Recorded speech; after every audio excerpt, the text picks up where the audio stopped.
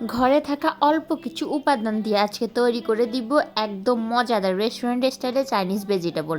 এটা পোলাও কিংবা fried rice কিংবা আপনার সাদা ভাতের সাথেও খেতে পারেন। হতে পারে আমাদের বাসায় স্পেশাল অনেক গেস্ট আসবে, আমরা সবজি করব। সবজিটা যদি হয় চাইনিজ ভেজিটেবল, একটু ডিফারেন্ট থাকলো, প্লাস হচ্ছে যে মেহমানের সামনেও হচ্ছে যে জিনিসটা প্রেজেন্টেবল হলো, প্লাস এটা দেখতে অনেক ইয়ামি হলো। সব কিছু মিলিয়ে একদম ঝাঁকানাকা। যাই হোক, চলেন রান্নাটা শুরু করি।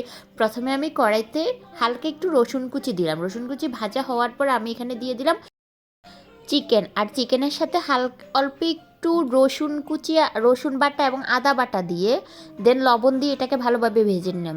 ভাজে নেওয়া শেষ হলে এখানে বরবটি দিয়ে দিলাম, আর বরবটির সাথে দিলাম 3টা কাঁচামরিচ। বরবটি দেওয়ার রিজন হচ্ছে বরবটি একটু দেরিতে সিদ্ধ হয়, আর আপনারা চাইলে আগে হচ্ছে সবজিগুলো সিদ্ধ করে নিতে পারেন। আমার সময় যেহেতু কম, তাই আমি সবজিগুলো সিদ্ধ করে নিলাম না। বরবটি হালকা ভাজা হওয়ার পর আমি এখানে দিয়ে দিলাম পেঁপে এবং গাজর।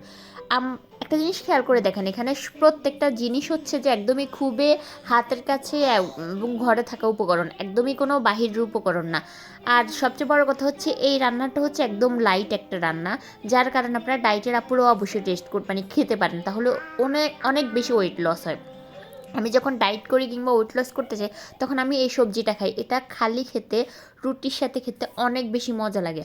আর এই যে দেখেন, আমি এখানে হচ্ছে যে হালকা সবজি সিদ্ধ হওয়ার জন্য পানি দিয়ে দিলাম। পানিটা ফুটা হয়ে গেলে আমি এখানে দিয়ে দিব মাত্র একটুখানি, অল্প একটু হচ্ছে যে সয়া সস, তারপরে দিয়ে দিলাম একটুখানি টমেটো সস। টমেটো সস দেওয়ার কারণটা হচ্ছে এটার টেস্ট একটু ভালো আসে, প্লাস হচ্ছে কালারটা সুন্দর আসে। আপনারা যদি না চান তাহলে টমেটো সস না দিলেও হবে, তবে সয়া সসটা একটু ট্রাই করবেন। তবে দিয়ে দিলাম গোলমরিচ। গোলমরিচ 3-4টা, আমার কাছে গুঁড়ো নেই, আর গুঁড়ো থাকলে অবশ্যই গুঁড়ো দিবেন।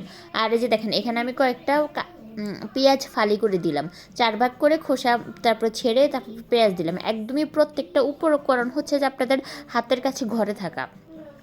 এই একবার হলো এই সবজিটা ট্রাই করবেন। এই সবজিটা ট্রাই করে দেখবেন যে এত ইয়ামি মজা। দেখেন সব কিছু এখন যখন সিদ্ধ হয়ে গেল, এখন হচ্ছে যে শুধুমাত্র আমরা অ্যাড করব হচ্ছে কর্নফ্লাওয়ার। আর এই যে দেখেন, আপনাদেরকে কাছ থেকে দেখাই, এতটা মানে ইয়ামি। আর হচ্ছে আমি বারবার হাতের কাছে বলছি, কারণ একবার হলো আপনারা প্লিজ একটু ট্রাই করেন। ট্রাই করে দেখবেন যে রেস্টুরেন্টটা গিয়ে আর এই ভেজিটেবলটা খাবেন না। মানে ঘরে যখন বানাবেন তখন আর রেস্টুরেন্টে গিয়ে খাবেন না, রেস্টুরেন্টে অল্প একটু দেয়, খুব মজা লাগে। আর এই যে দেখেন, আমি এখানে কর্নফ্লাওয়ার অ্যাড করে দিয়েছি। কর্নফ্লাওয়ার অ্যাড করে দেওয়ার কারণ হচ্ছে যে আপনার গ্রেভিটা, ঝোলটা একটু ঘন হয়ে আসবে, থিকনেস হবে, মানে অনেক ইয়ামি হবে। আর এখানে অবশ্যই কর্নফ্লাওয়ার অ্যাড করতে হবে। এই হচ্ছে যে এই সবজিটাতে দেখেন, এটা কর্নফ্লাওয়ার দেওয়ার সাথে সাথে সব কিছু চেঞ্জ হয়ে গেছে, দেখতেও ইয়ামি, খেতেও ইয়ামি। অবশ্যই চেষ্টা